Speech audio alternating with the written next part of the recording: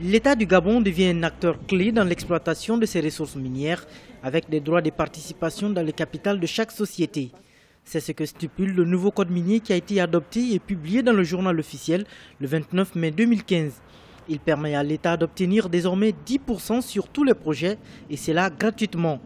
Ce code vise à trouver un équilibre entre les intérêts de l'État et ceux des opérateurs miniers. Le code minier a été construit de façon à attirer les investisseurs.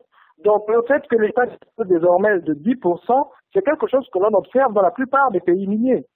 Il est fait de telle sorte que les pays disposent désormais de compagnies minières et des compagnies de prise de participation auxquelles les sociétés minières en phase d'exploitation et en phase d'exploration sont tenues de céder une partie. Donc nous sommes alignés sur les standards qui sont appliqués aujourd'hui. Outre le fait de moderniser le secteur minier, ce texte permettra de le rendre plus concurrentiel et davantage attractif pour les investisseurs étrangers, notamment sur les questions de transparence, de protection des investissements et des exonérations.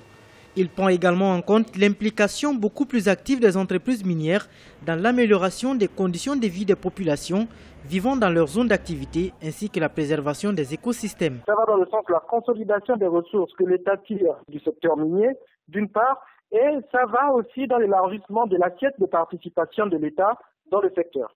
Ce qui est intéressant pour les investisseurs, par contre, dans ce code minier, c'est qu'ils bénéficient d'un certain nombre d'avantages fiscaux. Ce nouveau code minier permet également à l'État gabonais d'augmenter sa participation jusqu'à 35% en négociant le prix d'achat de 25% supplémentaires.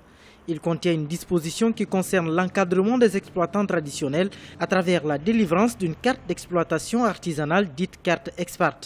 Des spécialistes estiment qu'il permet aux opérateurs miniers de travailler dans un environnement plus clair.